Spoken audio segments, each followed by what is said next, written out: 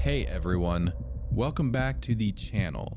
Today we're diving into a batch of creepy, real-life horror stories where the scary part isn't some monster in the woods. It's regular places that are supposed to feel safe. Your apartment, your car, a first date, your workplace, even an online art project that seems completely harmless at first. These stories have that slow, uncomfortable feeling where something is off, but not quite loud enough to panic over until suddenly it is.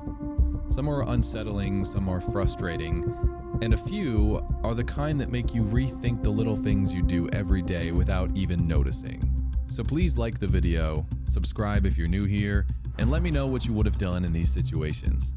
But yeah, let's not waste any more time. Let's get into the first story.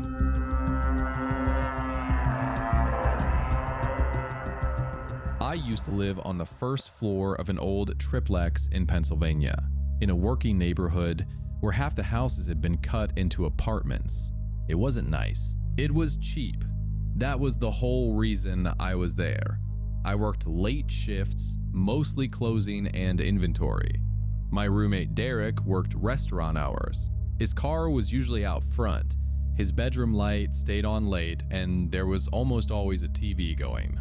The apartment was the kind where nothing was officially broken, but everything sucked. Old wood windows, bad paint, swollen frames, AC that made noise and barely cooled anything. I texted the landlord about it once and got ignored, except 3 days later he asked if rent would be on time. That July was sticky and miserable, so I put a box fan in the kitchen window. The window faced the side alley. Trash cans, some grass, enough room to drag bins to the curb. The screen had been torn since before I moved in, and eventually I took it out and leaned it behind the fridge. The fan didn't fit right. I'd lift the bottom sash, set the fan in, lower the sash onto it, and wedge a short piece of wood on one side so it wouldn't rattle. Not safe, I know that now. Back then, it felt like normal cheap apartment stuff. Derek was usually around. The first weird thing was stupidly small. One morning, after maybe 4 hours of sleep, I walked into the kitchen, and the fan was crooked. Not on the floor, not broken. Just a little off. The wood shim was still there, but it had turned sideways. I was annoyed more than worried. I fixed it and went to work.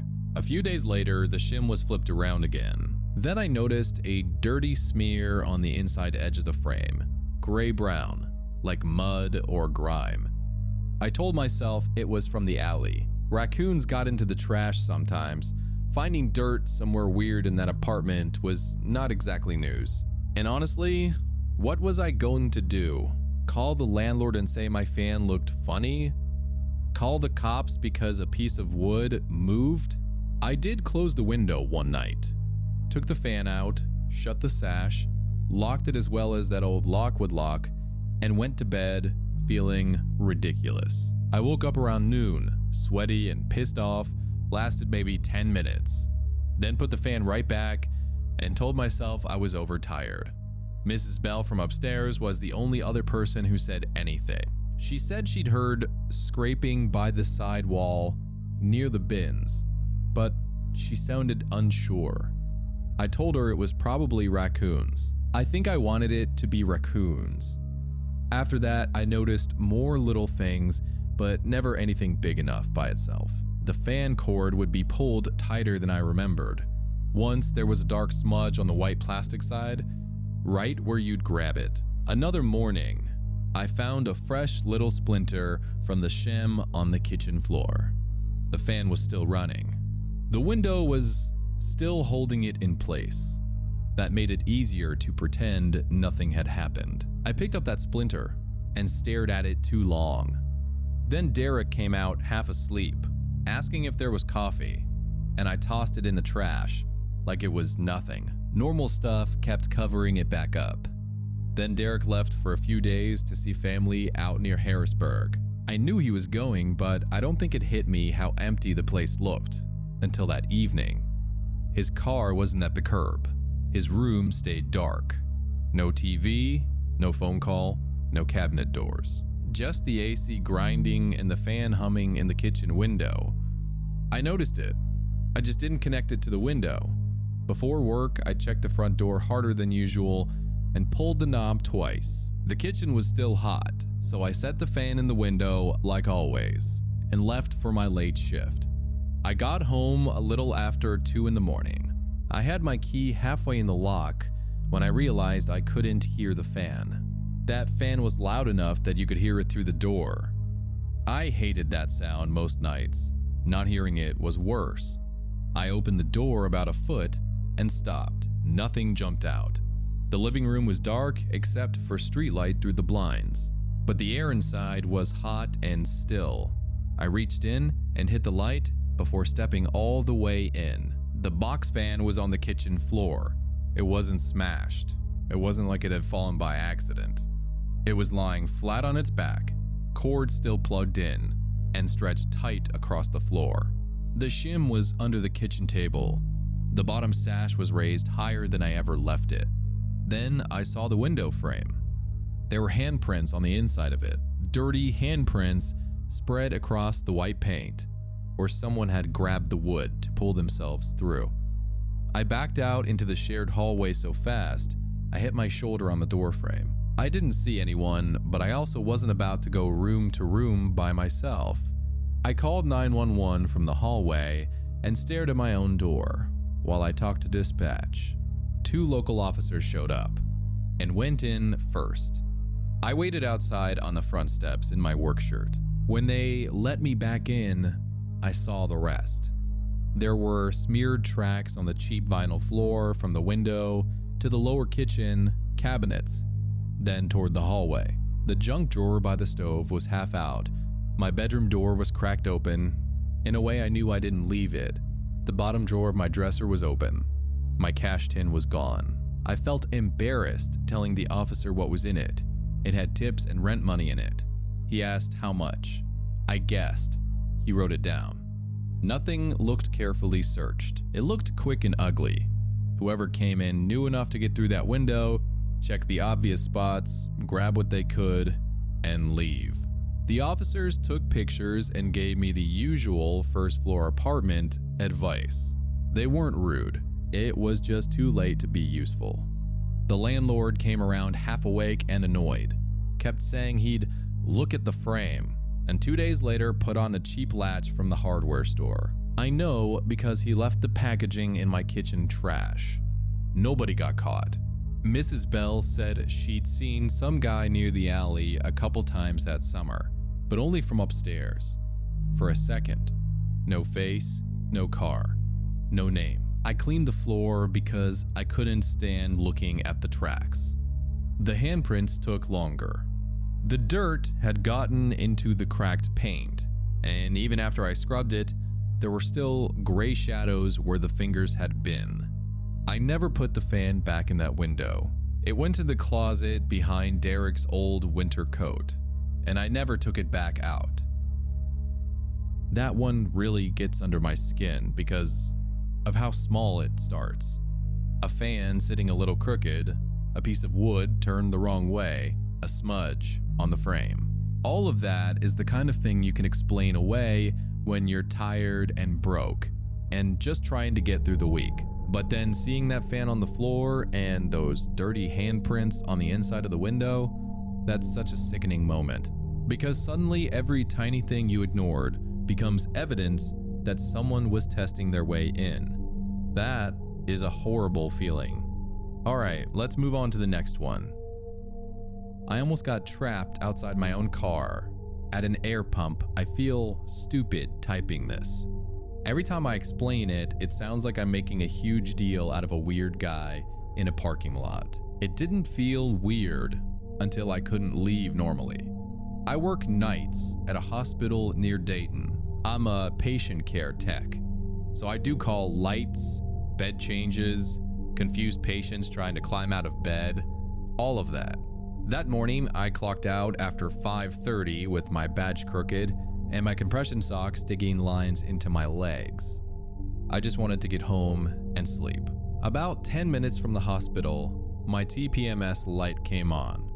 At first, I blamed the weather because my car does that sometimes. Then the steering wheel started pulling a little left, and when I slowed at a light, I heard a soft thumping from the front driver's side. I know somebody is going to say I should have pulled over immediately.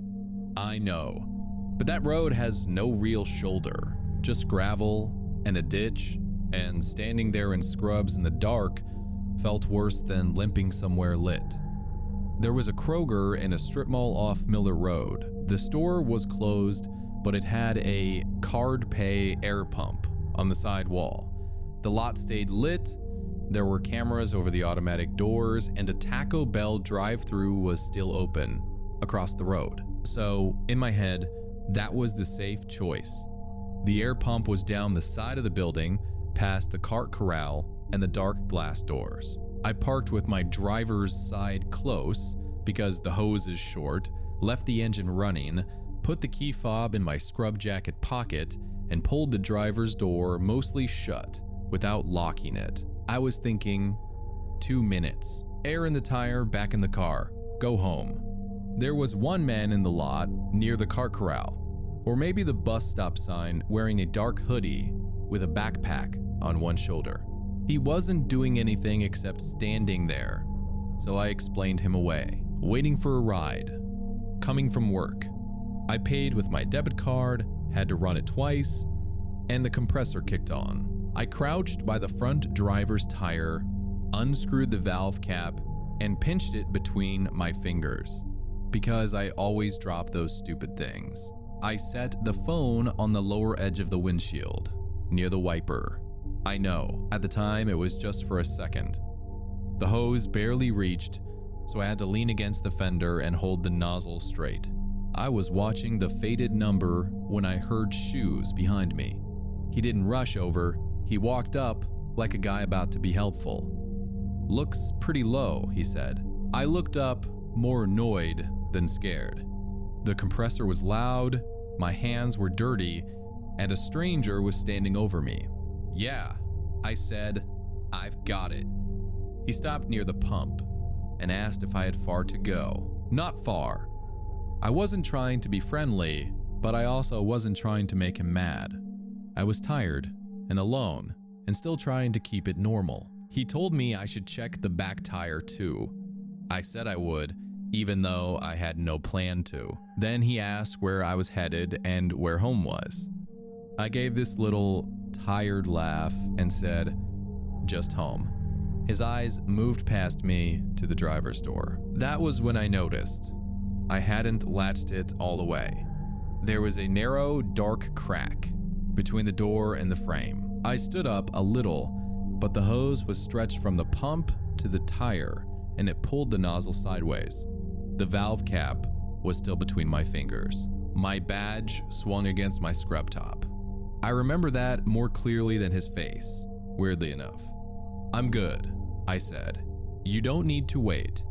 "I'm not waiting," he said. It wasn't a threat. That's what made my brain stall on it. Then he took one step, not toward the tire, toward the front of my car. I shifted too, keeping the tire and the hose between us. He asked again if I needed the back one. "And then you got far to go." He had already asked that. He wasn't confused. He was watching my face, my hands, and the crack in the driver's door. I should have stopped the pump right then, but the display said 31, and I wanted 35, and I still thought finishing would be faster than making a scene.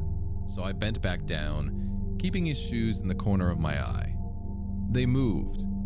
Not away. Around. When I looked up again, he had shifted into the space between the air pump and my driver's door. I was still by the front quarter panel, with the tire at my knees and the pump behind me.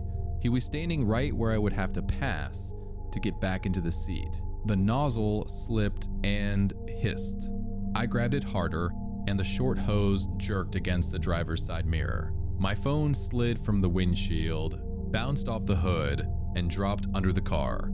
For a second, I just stared down at where it went, like that was the problem my brain wanted to solve first. Then I looked back up at him. "Can you move?" I said. Polite. Still polite. I hate that. He gave a small laugh. "I'm just trying to help you out. I don't need help. Please move." I stepped toward the driver's door and he stepped with me. Not fast, not lunging, just matching me. The compressor was still running, the nozzle was hissing, and the hose was stretched across my leg. "I need to get in my car," I said. "Hold on," he said. "Let me see." Then he reached past me for the driver's door handle. He didn't grab me, he didn't pull a knife. He just put his hand on my door handle and pulled. The door popped open maybe 3 inches before the hose snapped tight and slapped against the side of the car. I jerked back. The nozzle tore loose from the tire and air screamed out right by my knee. The hose caught my scrub jacket sleeve, then the mirror, then dragged across the door. Everything got stupid and clumsy.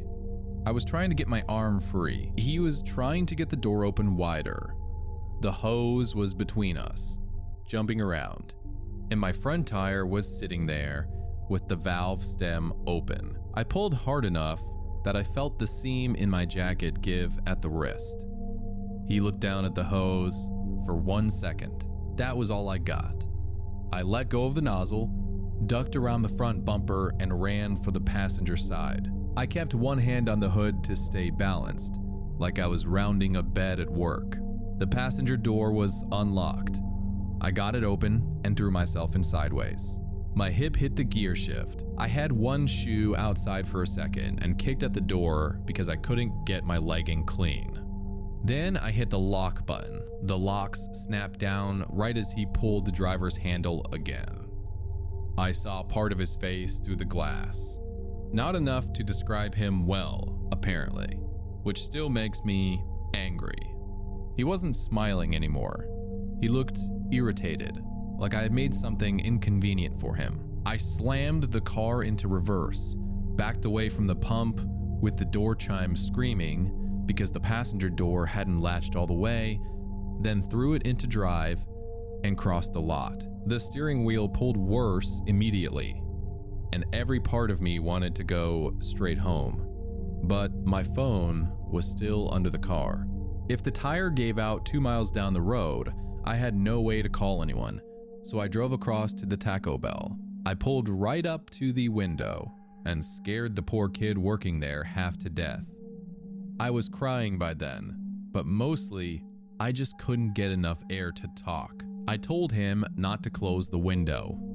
Then I asked him to call 911 and asked to use their phone too, because mine was under my car across the street. He handed me the store phone through the window, with the cord stretched as far as it would go. The police came. They were not rude, to be clear, but the whole thing got smaller when I had to explain it out loud. A man stood too close. A man touched my door handle. I got scared and drove away. I could hear how it sounded. Later, the camera over the Kroger doors didn't show much. The air pump was only on the edge of the frame, and the lot light blew out the picture. You could see movement around my car, but not his hand on the handle, not him blocking me, not the part that mattered. They found my phone under where the front end had been, with the case cracked across the corner. They found the little black valve cap near the pump, sitting in dirty water by the curb. Small update, I guess, since people always ask what changed after something like that. I still stop for air when I have to, but I don't pull in the same way anymore. For months after that, I only parked in places where I could get out from either side. What makes this one so scary is that on paper, it almost sounds small. A man stood too close. A man touched the door handle. But in the actual moment, that is terrifying, because he wasn't just being awkward, he was positioning himself between her and the only place she needed to get to. And the air hose, the open tire valve, the phone under the car, all of that turns a normal 2-minute stop into this messy trap. I mean, the fact that she had to climb in from the passenger side just to escape her own car is so unsettling. Let's keep going. I keep thinking about my sleeve, not his face, not the car door, my sleeve. I was sitting in the back of an Uber with the heat blasting my legs, staring at the left cuff of my jacket because it was soaked and twisted like someone had grabbed it and wrung it out. My phone kept lighting up while I was trying to block him. That's what bothers me now, how normal it was, right up until it wasn't. I matched with him on Hinge earlier that week. His name was Evan, or that was the name on the app. Normal Portland dating app stuff. Nothing exciting, but nothing that made me think, no, absolutely not. We messaged for a few days. He asked what part of town I lived in, and I said inner southeast-ish, because I'm not giving a stranger my actual neighborhood.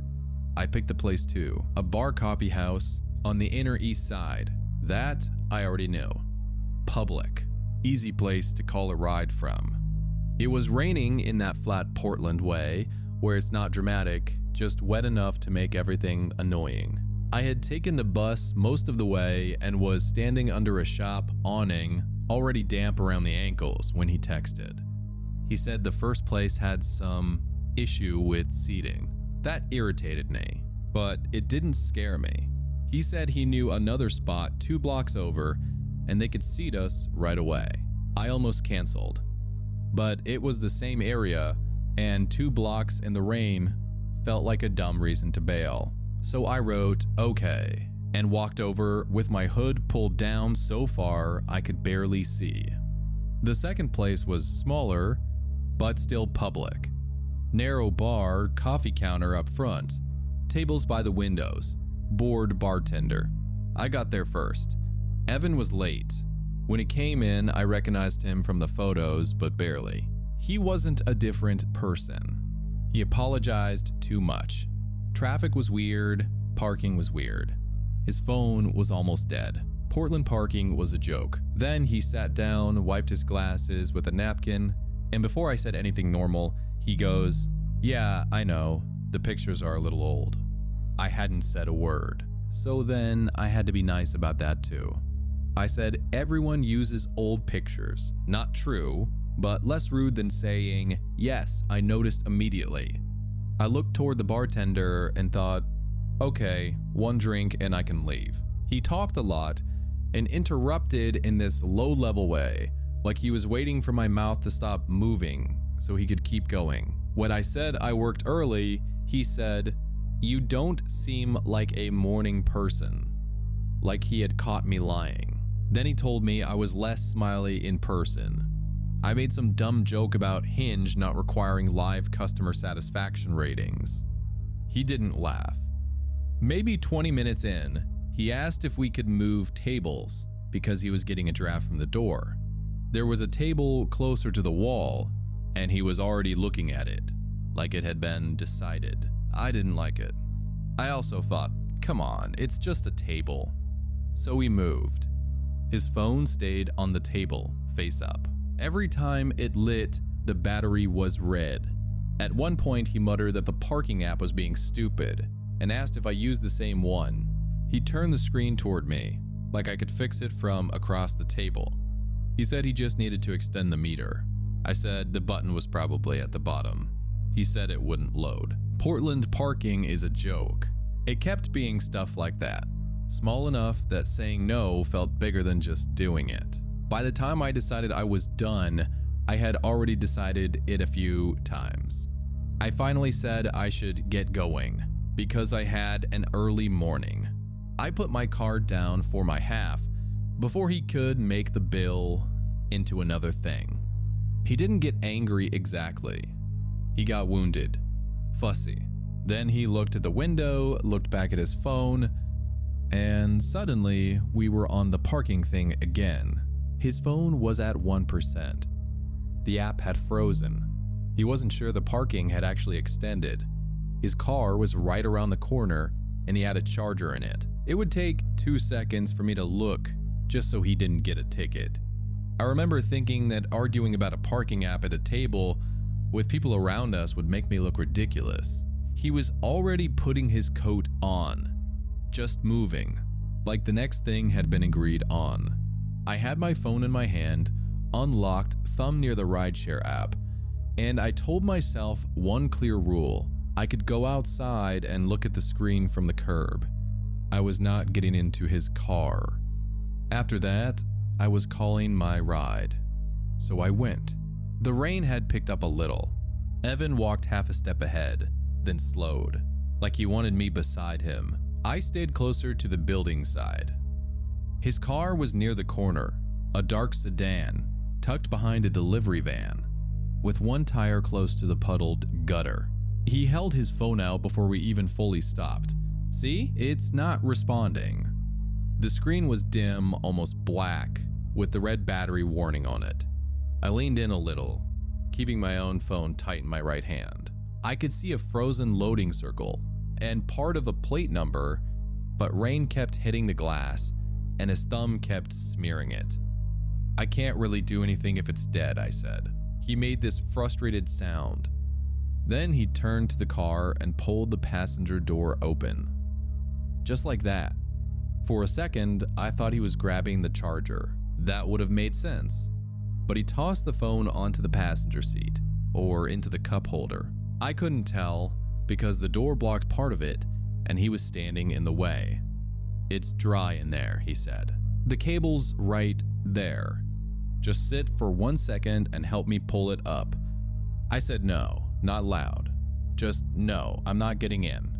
He looked at me like I had said something stupid. Rain was running down his glasses and his face had gone flat, in a way I hadn't seen inside. He said it was literally 1 second. He said he didn't want a ticket. He said I was making it harder than it needed to be. I stepped back. That was when he grabbed my sleeve. Not my hand, not skin. The sleeve of my jacket, right above my wrist.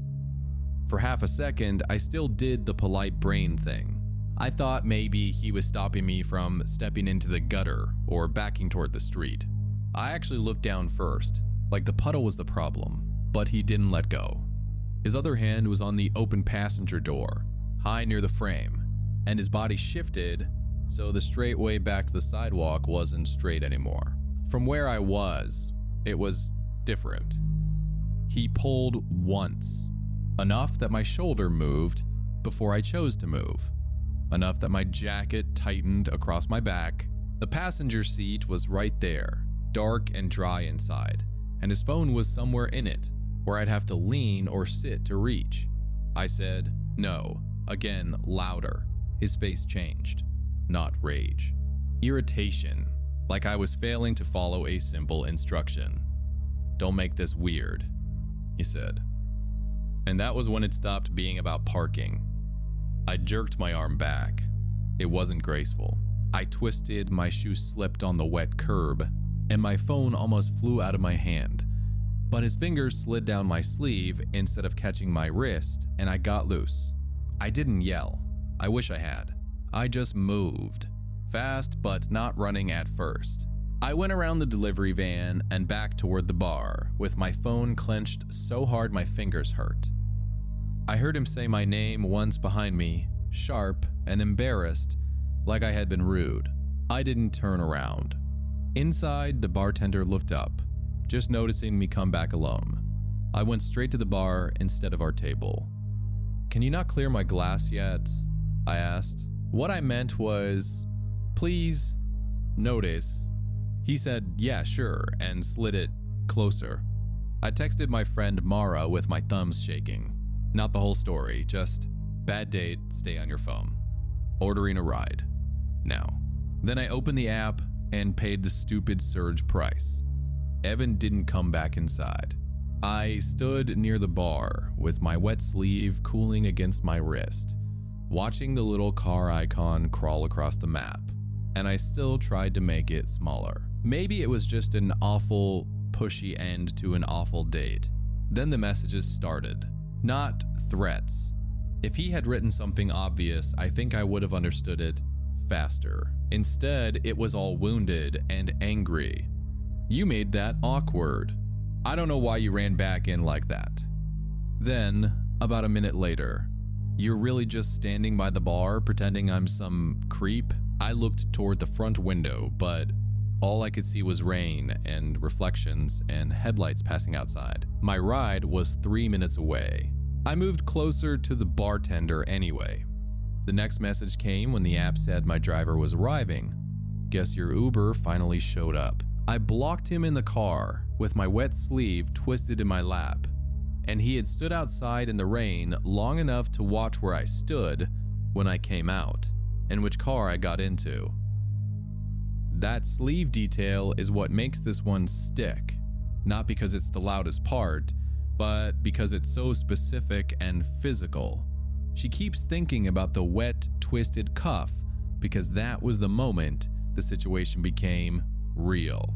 Up until then, it was a bad date, bad vibes, weird pressure, all stuff people talk themselves through. But the second he grabs her sleeve and tries to make her get into that car, everything snaps into focus.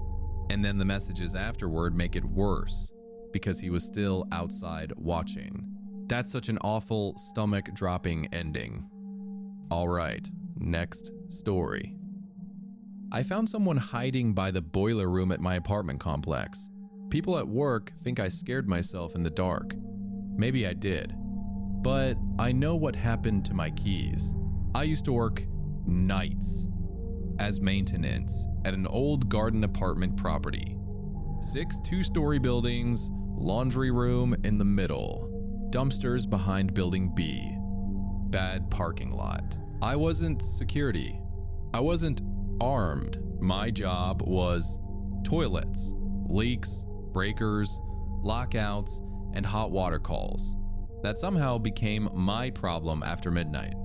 Behind building B, there was a service alley tenants weren't supposed to use. Gas meters along one wall, utility pipes, trash cans, then the boiler room door near the end. There was a main service gate toward the street and a side gate closer to the laundry room. Both latches were garbage, and the light over the boiler door worked, meaning management didn't want to pay for it. The boiler room was warm, even in winter, but nobody was allowed inside. Boiler, pump, gas lines, electrical panels. I had the service keys on one big ring clipped to my belt, unless I was working a lock. This happened a little after midnight.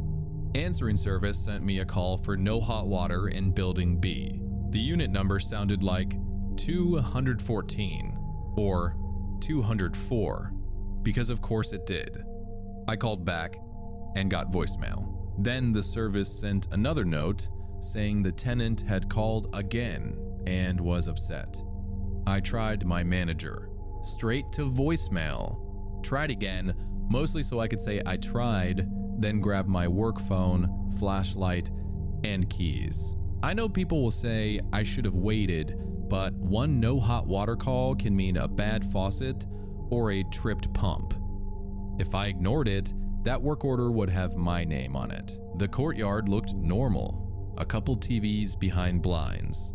The laundry room light doing that stupid flicker I'd complained about for weeks. Nothing felt like a horror movie.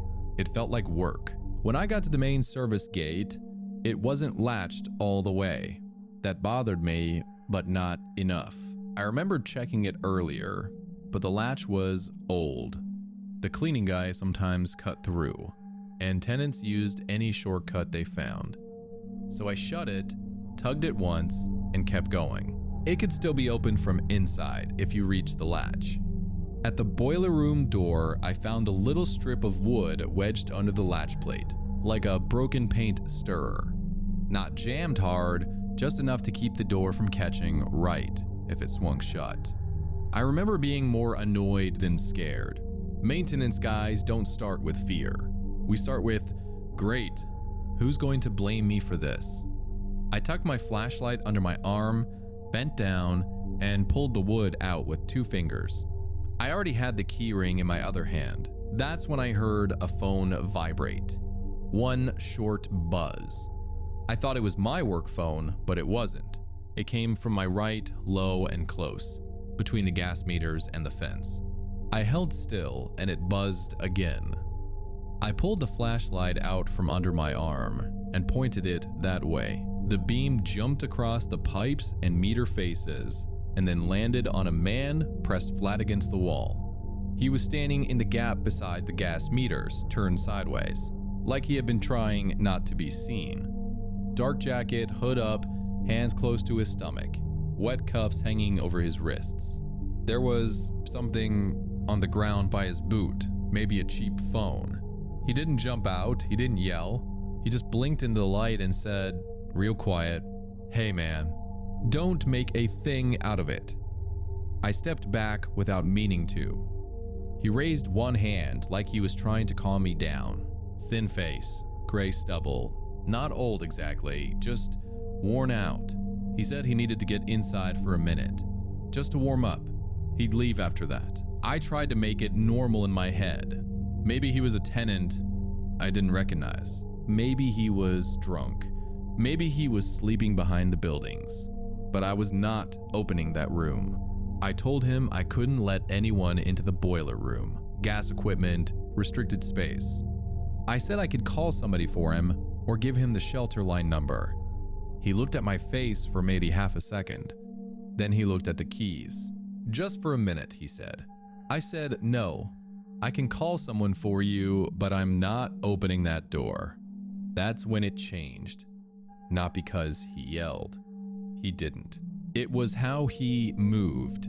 He took one slow step out from the meters and into the strip of concrete I would need to use to get back to the main gate. That alley was barely wide enough for one person with a tool bag. Fence and trash cans on one side, gas meters and pipes on the other. Boiler door behind me, main gate behind him now. The side gate was farther down, but I'd have to get around him to reach it. He said, "I'm not trying to cause a problem." I told him to stay where he was. My voice cracked a little. He looked at the keys again. "You already have them," he said. "Just open it." I started backing toward the side gate, trying to keep the flashlight on him, but my hands got stupid. The flashlight slid against my ribs, the keyring twisted around 2 fingers, and the carabiner caught on my belt loop. I remember looking down at my own belt and thinking, seriously now? He stepped again when I looked down. Not fast, just enough. I panicked and threw the keys. That's the whole heroic move. I didn't plan it. I ripped my hand loose, felt the keys cut into my fingers, and threw the whole ring toward the grass by the gas meters. They hit a meter pipe with a sharp metal slap and dropped into the weeds. His head snapped that way. His whole body turned. That 1 second was all I had. I backed up too fast, slammed my hip into a trash can, and almost went down. The lid came off and rolled across the concrete. He made some noise behind me, maybe hay, maybe something else. But I was already moving sideways with my shoulder down. I hit the side gate hard. The latch stuck for half a second, because of course it did, and then popped open. I stumbled out by the laundry room. I didn't go back for the keys. I didn't check the pump. I got under the flickering laundry light and called my manager. No answer. Then I called the emergency line and said there was a trespasser in the service alley and I was not going back there alone. The cops showed up later, and by then, the alley was empty. I couldn't give them much. Male, dark jacket, hood, thin face. I'd kept the light mostly on his chest and hands, which sounded useless when I said it out loud.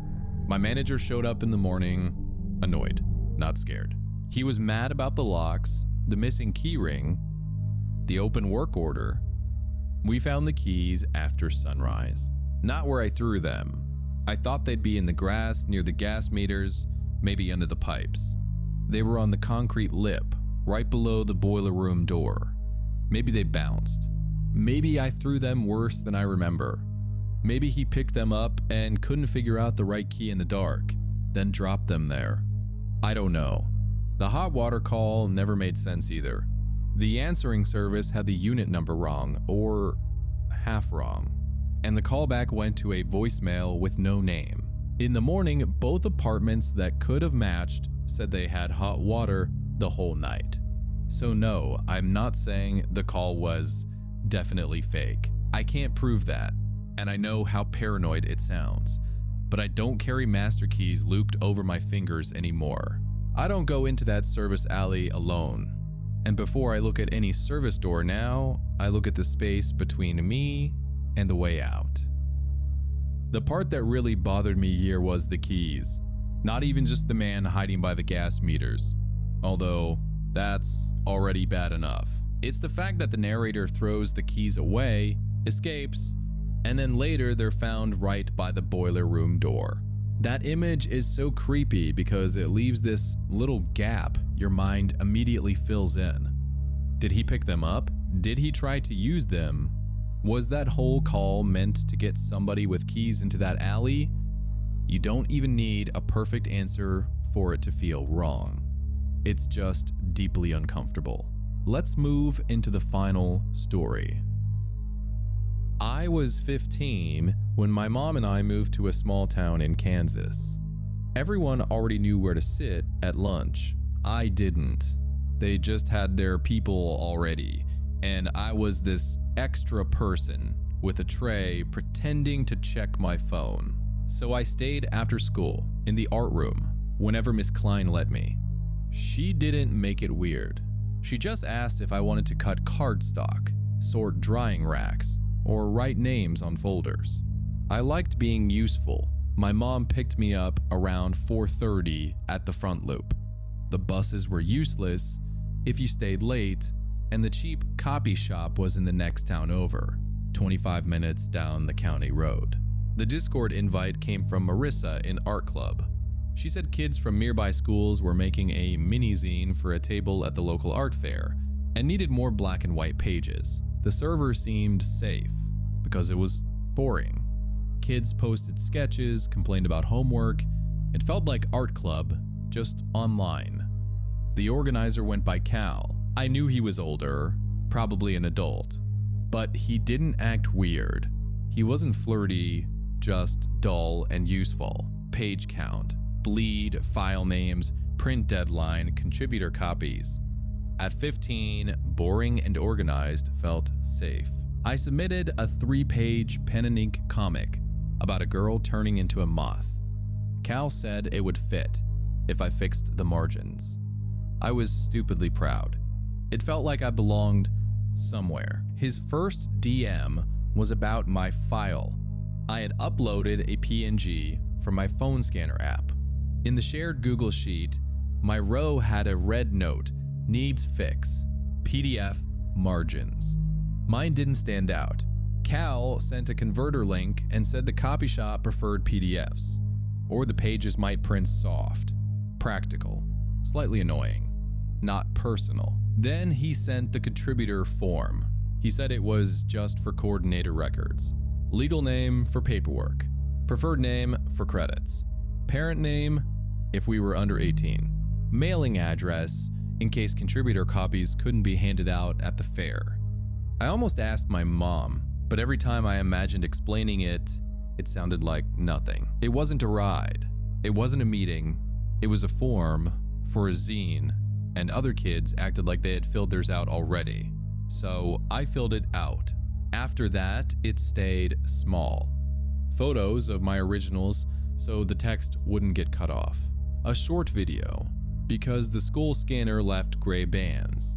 It was spread across days, mixed in with stickers, homework, and printing costs. By the next week, it wasn't just about pages. Cal posted an availability poll. Who could bring originals if scans failed? Who could pick up proof copies? Who was ever near the copy shop before closing? In the main chat, it looked like normal deadline panic. In DMs, it became more about me because my pages were still the problem child. I answered too fast because I was embarrassed. I told him the art room stayed open until 4:30, my mom picked me up out front, and there wasn't really a bus to the next town.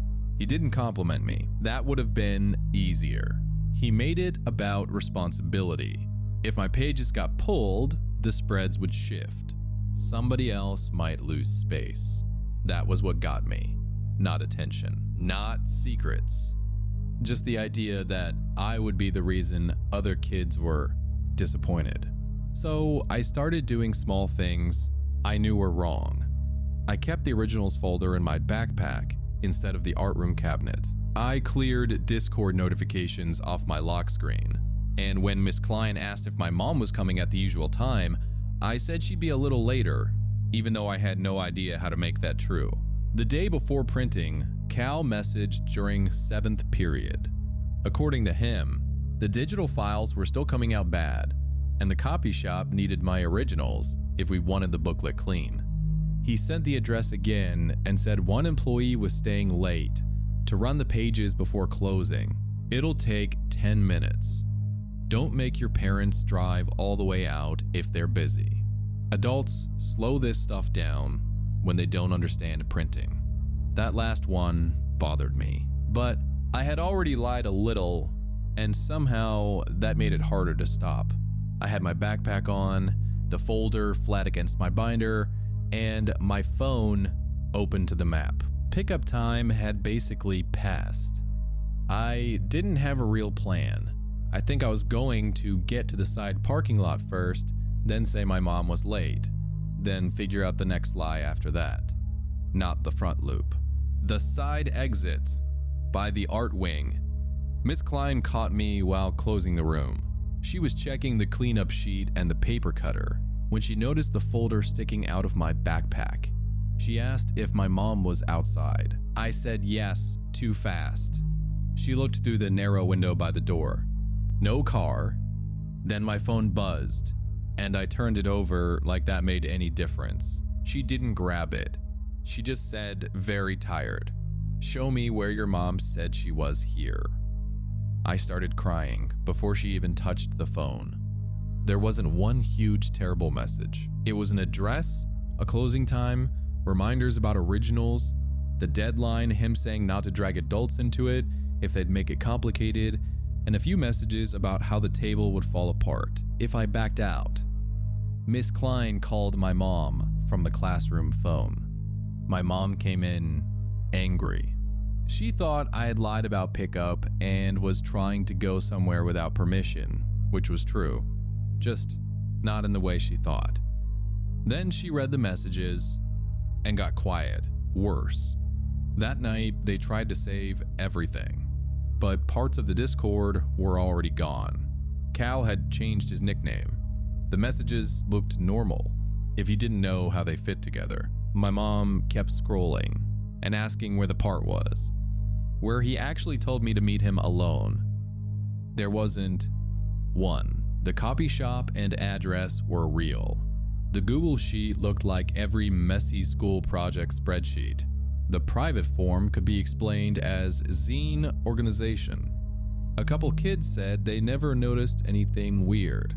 Cal sent 2 more messages from a different account. He said I had screwed over all the contributors, that adults had ruined the booklet, that this was why young artists never got taken seriously. Then that account disappeared too. A few months later, in another small art server, I saw a call for submissions for a youth zine.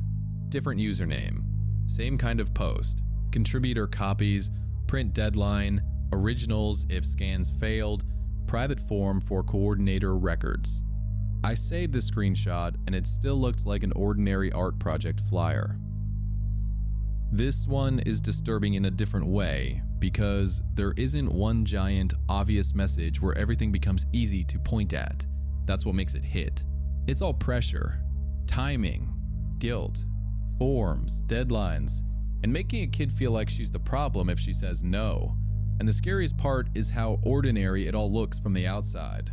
A youth art project, a messy spreadsheet, a copy shop, contributor copies.